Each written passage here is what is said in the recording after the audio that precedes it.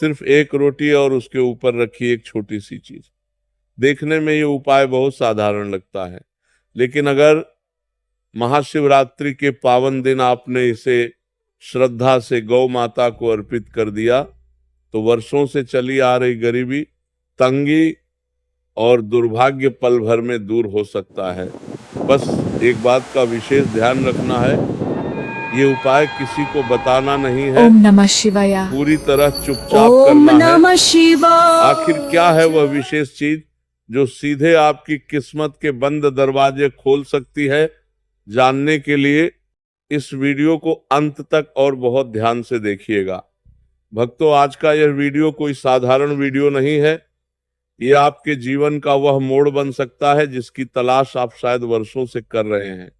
आज हम जिस विषय पर चर्चा करने जा रहे हैं वो इतना गहरा और प्रभावशाली है कि अगर आपने इसे सच्चे मन से सुन लिया और समझ लिया तो मान लीजिए आपके जीवन की बहुत सी परेशानियां अब समाप्त होने वाली हैं। हमारे प्राचीन ऋषि मुनियों ने जिस दिव्य ज्ञान को अनुभव करके हमें सौंपा, आज उसी ज्ञान का एक रहस्य मैं आपके सामने खोलने जा रहा हूं। बात हो रही है महाशिवरात्रि की। साल में कई पर्व आते हैं, लेकिन महाशिवरात्रि का जो आध्यात्मिक महत्व है वो बाकी सभी दिनों से बिल्कुल अलग और अत्यंत शक्तिशाली माना गया है। ये वह रात्रि है जब शिव तत्व अपने चरम पर होता है और ब्रह्मांड की सकारात्मक शक्तियां विशेष रूप से सक्रिय होती हैं। अक्सर मेरे पास लोग आते हैं और कहते हैं, महाराज जी हम बहुत परेशान हैं, दिन रात मेहनत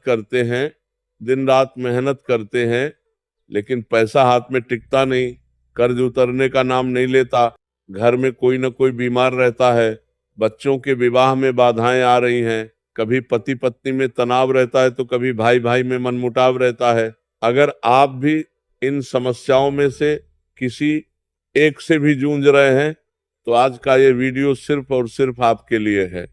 आज मैं आपको न कोई महंगा अनुष्ठान बताने वाला हूं, न ही हजारों लाखों का यज्ञ करने को कहूंगा। मैं आपको एक ऐसा छोटा सा लेकिन अत्यंत प्रभावशाली उपाय बताने जा रहा हूं जिसका सीधा संबंध हमारी गौ माता से है। गौ माता ये शब्द ही अपने आप में पूर्णता लिए हुए है। गाय केवल एक पशु नहीं है, वह एक चलता फिरता तीर्थ है। हम मंदिरों में पत्थर की मूर्तियों पर दूध चढ़ाते हैं, लेकिन जो साक्षात जीवित देवी हमारे आसपास है उसे अक्सर हम अनदेखा कर देते हैं और उसे हम डंडा मारकर भगा देते हैं। यही हमारे दुर्भाग्य का एक बड़ा कारण बन जाता है। शास्त्रों में उल्लेख मिलता है कि गौ माता के शरीर में 33 कोटि देवी देवताओं का वास होता है। जरा सोचिए, जब आप एक गाय को रोटी खिलाते हैं तो वह केवल गाय को नहीं बल्कि 33 कोटि देवी देवताओं को अर्पित होती है। भगवान श्री कृष्ण स्वयं गौचारण करते थे। जो गोविंद पूरे संसार के स्वामी हैं वे भी गौ सेवा करते थे। तो फिर हम और आप किस अधिकार से इसे छोटा समझ सकते हैं? अब बात करते हैं महाशिवरात्रि की। महाशिवरात्रि केवल व्रत या जागरण का दिन नहीं है, यह आत्मशुद्धि और मौन साधना का विशेष अवसर है। इस दिन किया गया संकल्प कई गुना फल देने वाला माना गया है। हमारी वाणी में अपार शक्ति होती है, लेकिन हम अनावश्यक बोलकर उस शक्ति को नष्ट कर देते हैं। इसीलिए इस उपाय की सबसे बड़ी शर्त यही है कि इसे पूरी तरह शांत मन और मौन भाव से किया जाए। अब ध्यान से सुनिए कि आपको करना क्या है। वीडियो को बीच में छोड़कर मत जाइएगा, क्योंकि अधूरी जानकारी लाभ की जगह हानि भी कर सकती है। महाशिवरात्रि की सुबह सूर्य निकलने से पहले उठें। सबसे पहले अपनी हथेलियों के दर्शन करें और धरती माता को प्रणाम करें। इसके बाद स्नान करें। अगर आप किसी पवित्र नदी के पास रहते हैं तो वहां स्नान करें, लेकिन अगर आप शहर में रहते हैं और नदी दूर है तो चिंता की कोई बात नहीं है। आप अपने घर में ही नहाने के पानी में थोड़ा सा गंगा जल मिला लें और भाव करें कि आप गंगा नदी में स्नान कर रहे हैं। स्नान करते समय हर हर महादेव का स्मरण करें। स्नान के बाद स्वच्छ वस्त्र धारण करें। उस दिन काले या गहरे रंग के कपड़ों से बचें। लाल या हल्के रंग के वस्त्र अधिक शुभ माने जाते हैं। इसके बाद अपने घर के मंदिर में जाकर घी का दीपक जलाएं। भगवान शिव और माता पार्वती के साथ साथ भगवान विष्णु और माता लक्ष्मी का भी मन ही मन ध्यान करें। फिर अपने पितरों को स्मरण करें। महाशिवरात्रि की रात्रि केवल शिव उपासना की नहीं होती, यह पूर्वजों की कृपा प्राप्त करने का भी एक अत्यंत गूढ़ अवसर मानी जाती है। शास्त्रों में बताया गया है कि इस पावन समय पर हमारे वे पूर्वज जो इस संसार से विदा ले चुके हैं, सूक्ष्म रूप में अपने वंशजों की ओर दृष्टि करते हैं। वे यही अपेक्षा रखते हैं कि उनके नाम से कुछ दान पुण्य या सेवा अवश्य की जाए। यदि इस दिन पितरों को पूरी तरह भूल दिया जाए तो उनकी आत्मा संतुष्ट होकर लौट जाती है। यही असंतोष आगे चलकर पितृबाधा का रूप ले लेता है। जिस घर में पितरों की प्रसन्नता नहीं होती, वहां धन टिकता नहीं। कमाई आती है लेकिन हाथ में रुकती नहीं, खर्च अचानक बढ़ जाते हैं और बरकत समाप्त होने लगती है। इसीलिए इस उपाय में पितरों का स्मरण बहुत आवश्यक है। अब आता है मुख्य और सबसे प्रभावशाली उपाय। जब आपके घर में रसोई में भोजन बन रहा हो तो उसी समय आपको एक विशेष रोटी बनानी है। ये रोटी बाकी रोटियों से थोड़ी बड़ी होनी चाहिए। इसे बनाते समय आपका मन पूरी तरह शांत रहे, न कोई क्रोध, न कोई चिंता, न ही कोई नकारात्मक विचार। मन में केवल ईश्वर का स्मरण होना चाहिए और आप मन ही मन नमः शिवाय, नमो भगवते वासुदेवाय या राधे राधे का जप कर सकते हैं, लेकिन ध्यान रहे मुख से कोई शब्द नहीं निकलना चाहिए। पूरा उपाय मौन में ही करना है। जब रोटी बन जाए तो उसे अलग थाली में निकाल लें। अब इस रोटी पर रखी जाती है वह विशेष चीज जिसे भाग्य की कुंजी कहा गया है। वह चीज है गुड़ और काले तिल। अब आप सोचेंगे कि यही दो चीजें क्यों, तो इसका शास्त्रीय और आध्यात्मिक रहस्य समझ लीजिए। गुड़ सूर्य तत्व का प्रतीक माना जाता है, जो जीवन में तेज, आत्मविश्वास, सम्मान और स्थिरता देता है। वहीं काले तिल शनि, राहु और केतु से जुड़े दोषों को शांत करते हैं और पितरों की तृप्ति का प्रमुख साधन माने जाते हैं। जब आप उस रोटी पर शुद्ध देसी घी लगाकर उसके ऊपर गुड़ और काले तिल रखते हैं तो वह साधारण रोटी नहीं रहती, वह एक ऐसा दिव्य भोग बन जाती है जिसका फल कई बड़े अनुष्ठानों से भी अधिक बताया गया है। अब रोटी पूरी तरह तैयार हो चुकी है। इसके बाद आपको घर से बाहर निकलना है। यदि संभव हो तो नंगे पैर जाएं, अन्यथा साधारण चप्पल पहन सकते हैं। रोटी को हाथ में लेकर चलें। ध्यान रहे उसे किसी प्लास्टिक की पन्नी या गंदे कागज में न रखें। आप इसे किसी साफ कागज, पत्तल या सीधे अपने हाथ पर रखना ही उत्तम माना गया है। अब आपको तलाश करनी है गौ माता की। वैसे तो हर गाय पूजनीय है, हर गौ माता में देवत्व का वास माना गया है, लेकिन यदि आपको काली या सफेद गाय मिल जाए तो समझ लीजिए कि ये किसी विशेष संकेत से कम नहीं है। काली गाय को कपिला गौ भी कहा जाता है और उसमें शनि देव का विशेष प्रभाव माना गया है। महाशिवरात्रि जैसे पावन अवसर पर काली गाय की सेवा करने से शनि से जुड़ी बाधाएं, साढ़े साती और ढया का प्रभाव शांत होने लगता है। लेकिन यदि काली गाय न मिले तो मन में कोई चिंता न रखें। जो भी गौ माता आपको मिले, चाहे वो सफेद हो, लाल हो या चितकबरी, उसी के पास जाएं। बस ध्यान रहे कि वह देसी गाय हो। जर्सी या विदेशी नस्ल की गाय से यह उपाय नहीं किया जाता। देसी गाय की पीठ पर जो कुबड़ होता है उसमें सूर्य केतु नाड़ी मानी जाती है, जो सूर्य की किरणों को ग्रहण कर सकारात्मक ऊर्जा में परिवर्तित करती है। इसी कारण देसी गाय का दूध और घी शास्त्रों में अमृत तुल्य बताया गया है। जब आप गौ माता के पास पहुंचे तो सबसे पहले दूर से ही उन्हें दंडवत प्रणाम करें। मन ही मन प्रार्थना करे, हे गौ माता, मैं एक साधारण मनुष्य आपकी शरण में आया हूं। मेरे जीवन में जो भी दुख, अभाव और दरिद्रता है, कृपा करके उसे दूर करें। इसके बाद बहुत प्रेम और सम्मान के साथ गुड़ और काले तिल से सजी हुई रोटी गौ माता के मुख के पास ले जाएं। यहाँ लोग अक्सर एक बड़ी भूल कर देते हैं। डर के कारण रोटी फेंक कर दे देते हैं। ऐसा बिल्कुल नहीं करना है। रोटी अपने हाथों से खिलानी है। जब गौ माता की जीभ आपकी हथेली को स्पर्श करेगी, तभी इस उपाय की असली शक्ति जागती है। शास्त्रों में कहा गया है कि गाय की जीभ में वरुण देवता का वास होता है। गाय की जीभ खुरदरी होती है। जब वह आपकी हथेली की रेखाओं पर घूमती है, तो ऐसा माना जाता है कि वो आपकी सोई हुई किस्मत को जगा रही होती है।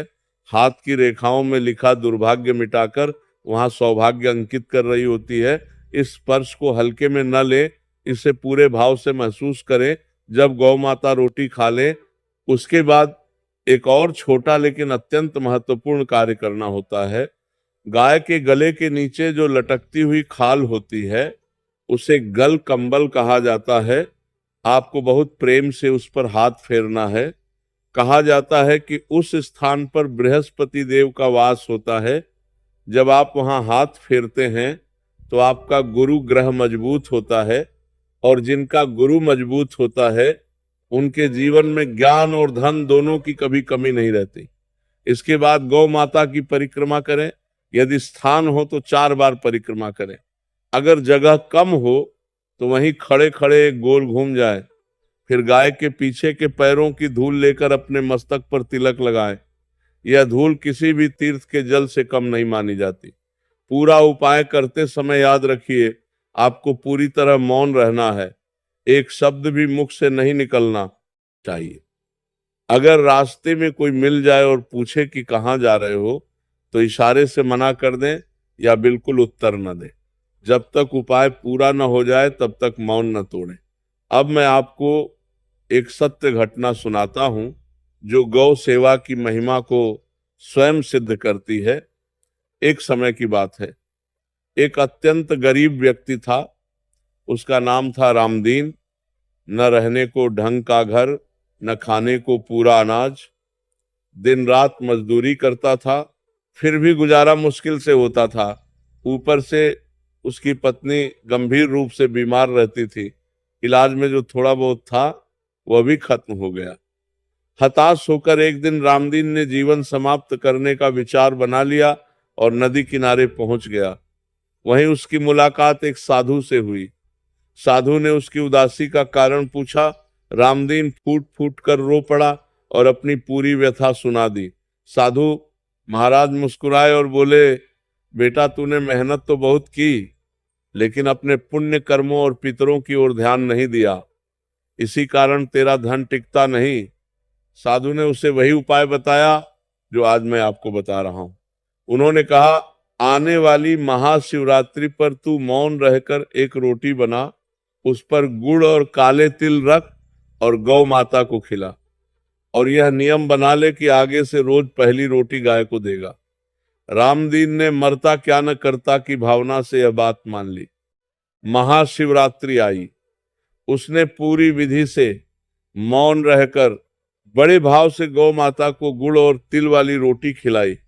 उस दिन उसे भीतर से अजीब सी शांति महसूस हुई, जैसे सिर से कोई भारी बोझ उतर गया हो। इसके बाद धीरे धीरे चमत्कार शुरू हुए। अगले ही दिन उसे ऐसी जगह काम मिल गया जहां पहले से दुगनी मजदूरी मिलने लगी। उसकी पत्नी की सेहत में सुधार आने लगा। जिस दवा से कोई लाभ नहीं हो रहा था, वही दवा असर दिखाने लगी। रामदीन ने गौ सेवा कभी नहीं छोड़ी। वह रोज पहली रोटी गाय को देने लगा। देखते ही देखते 1 वर्ष के भीतर उसका पक्का मकान बन गया। घर में दूध घी की कभी कमी नहीं रही। जो लोग कभी उसका मजाक उड़ाते थे, वही लोग आज उससे सलाह लेने आने लगे। ये कोई कल्पना नहीं, ये गौ माता की कृपा का जीवंत उदाहरण है। ऐसी एक नहीं, हजारों घटनाएं हमारे समाज में बिखरी पड़ी हैं। आज के आधुनिक युग में हम विज्ञान की बात करते हैं, तो इसका वैज्ञानिक पक्ष भी समझ लीजिए। गाय एक ऐसा प्राणी है जिसके आसपास रहने से हमारी आभा मंडल शुद्ध होती है। गाय के शरीर से निरंतर सकारात्मक ऊर्जा निकलती रहती है। जब कोई व्यक्ति तनाव या अवसाद में होता है और गाय के पास बैठता है या उसे सहलाता है, तो उसका रक्तचाप सामान्य होने लगता है। आज विदेशों में लोग काउ थेरेपी के नाम पर हजारों रुपए खर्च कर रहे हैं, सिर्फ गाय को गले लगाने के लिए, और हमारे पास ये दिव्य खजाना मुफ्त में होते हुए भी हम उसकी कद्र नहीं करते। भक्तों, महाशिवरात्रि पर किया गया यह उपाय आपको समृद्धि की ओर ले जा सकता है, लेकिन समृद्धि का अर्थ केवल धन नहीं होता। असली धन है स्वस्थ शरीर, शांत मन और संस्कारी संतान। जिस घर में पहली रोटी गौ माता के लिए निकलती है, उस घर पर अकाल मृत्यु की दृष्टि तक नहीं पड़ती, वहां कोई भूखा नहीं सोता। लेकिन आज हम क्या करते हैं, पहली रोटी गौ माता को देने की बजाय कह देते हैं ये तो जल गई, ये तो टेढ़ी बन गई, इसे गाय को दे दो, या फिर रात का बचा हुआ बासी खाना उठाकर गाय के आगे डाल दो। याद रखिए, ये सेवा नहीं है बल्कि गौ माता का अपमान है। ऐसा करके हम अनजाने में गाय को डस्टबिन समझ लेते हैं। शास्त्रों में साफ कहा गया है कि जैसा अन्न आप दान करते हैं वैसा ही फल आपको जीवन में मिलता है। अगर आप सड़ा गला और बासी भोजन खिलाएंगे तो आपके जीवन में भी वही दरिद्रता, तनाव और कष्ट बढ़ेंगे। और अगर आप प्रेम, श्रद्धा और सम्मान के साथ ताजी और चुपड़ी हुई रोटी खिलाएंगे तो आपका जीवन भी प्रेम, सुख और शांति से भरने लगेगा। इसलिए इस महाशिवरात्रि पर एक संकल्प लें। ये संकल्प किसी और के लिए नहीं बल्कि अपने ही भले के लिए है कि हम अपने धर्म और अपनी संस्कृति से फिर से जुड़ेंगे और गौ माता की रक्षा को अपना कर्तव्य समझेंगे। आज जरा चारों ओर नजर डालिए। गाय सड़कों पर पॉलीथीन खाने को मजबूर हैं, कहीं उन्हें डंडे मारे जाते हैं और कहीं उनके साथ अमानवीय व्यवहार किया जाता है। यह दृश्य देखकर मन व्यथित हो उठता है। जिस देश में गाय को माता कहा जाता है, उसी देश में उनकी यह दशा क्यों है? इसका उत्तर बहुत सरल है कि इसके जिम्मेदार हम और आप ही हैं, क्योंकि हमने सेवा करना छोड़ दिया है और अपने घरों के दरवाजे गौ माता के लिए बंद कर लिए हैं। अगर हर घर से सिर्फ एक रोटी भी प्रतिदिन गाय के लिए निकलने लगे तो न कोई गाय भूखी रहेगी और न ही सड़कों पर कचरा खाने को मजबूर होगी। और जब गौ माता संतुष्ट होंगी तो धरती संतुलित रहेगी, प्रकृति प्रसन्न रहेगी और उसका प्रभाव सीधे हमारे जीवन पर पड़ेगा। इस उपाय को करते समय एक बात विशेष रूप से ध्यान में रखें कि इसे पूर्ण श्रद्धा और अटूट विश्वास के साथ ही करें। मन में किसी प्रकार की शंका न लाएं कि इससे लाभ होगा या नहीं, क्योंकि तुलसीदास जी ने कहा है कि जैसी भावना होती है वैसी ही ईश्वर की अनुभूति होती है। उपाय वही फल देता है जिसमें भाव जुड़ा हो। यदि केवल औपचारिकता निभाने के लिए बिना मन लगाए रोटी खिलाई जाएगी तो उसका विशेष परिणाम नहीं मिलेगा। इसलिए मन, बुद्धि और भावना तीनों का एक होना अत्यंत आवश्यक है। महाशिवरात्रि के दिन दान पुण्य का भी विशेष महत्व माना गया है। गौ माता को रोटी अर्पित करने के बाद यदि आपकी सामर्थ्य हो तो किसी जरूरतमंद को अन्न दान करें, तिल के लड्डू दान करें या ठंड के अनुसार वस्त्र दान करें, क्योंकि नर सेवा ही नारायण सेवा कही गई है। लेकिन इस पूरे क्रम की शुरुआत गौ माता से ही होनी चाहिए। विशेष रूप से मेरी माताओं और बहनों से निवेदन है कि आप घर की अन्नपूर्णा हैं। आपके हाथ से बना भोजन पूरे परिवार के स्वास्थ्य और भाग्य को प्रभावित करता है। जब भी रसोई में जाएं तो क्रोध या तनाव के साथ भोजन न बनाएं। ईश्वर का नाम लेते हुए या भजन गुनगुनाते हुए भोजन बनाएं और पहली रोटी गौ माता के लिए निकालने का नियम अवश्य अपनाएं। आप स्वयं अनुभव करेंगे कि धीरे धीरे घर का वातावरण बदलने लगेगा। कलह कम होगी, पति का क्रोध शांत होगा और बच्चों का मन पढ़ाई में लगने लगेगा। यही छोटे छोटे संस्कार मिलकर जीवन को सुखमय बनाते हैं। यह उपाय बहुत सरल है, इसमें न कोई बड़ा खर्च है और न ही अधिक समय लगता है। केवल 15-20 मिनट का समय चाहिए, लेकिन इसका प्रभाव पूरे जीवन पर पड़ता है। क्या आप अपने भविष्य की शांति और समृद्धि के लिए इतना समय नहीं निकाल सकते? मुझे पूरा विश्वास है कि आप अवश्य निकालेंगे। इस जानकारी को केवल अपने तक सीमित न रखें, इसे अपने मित्रों, रिश्तेदारों और व्हाट्सएप ग्रुप्स में साझा करें। संभव है कि कोई व्यक्ति गंभीर संकट में हो और उसे कोई मार्ग दिखाई न दे रहा हो। आपका एक साझा किया हुआ संदेश उसके जीवन में आशा की किरण बन सकता है, और जब किसी का भला होता है तो उसकी दुआ का एक अंश आपको भी अवश्य प्राप्त होता है। पुण्य बांटने से कम नहीं होता, वह और बढ़ता है। हमारा उद्देश्य भी यही है कि जीवन को सरल बनाया जाए, आडंबर से दूर रहकर छोटे छोटे उपायों से बड़े बड़े संकटों का समाधान किया जाए। गौ माता हमारी रक्षक है, वह हमारी माँ है, और माँ कभी अपने बच्चों का बुरा नहीं करती। एक बार सच्चे मन से उनकी शरण में जाकर देखिए, वो आपकी सारी चिंताओं को हर लेंगी। मैं ईश्वर से प्रार्थना करता हूं कि इस महाशिवरात्रि पर आपके जीवन के सभी अंधकार दूर हों, आपके घर में सुख, समृद्धि और शांति का प्रकाश फैले, और आपका मन भक्ति से भर जाए। गौ माता का आशीर्वाद आप पर और आपके पूरे परिवार पर सदा बना रहे। अगर यह जानकारी आपको अच्छी लगी हो तो कमेंट में जय गौ माता लिखना न भूलें। बोलिए भक्तों, राधे राधे, जय भोले।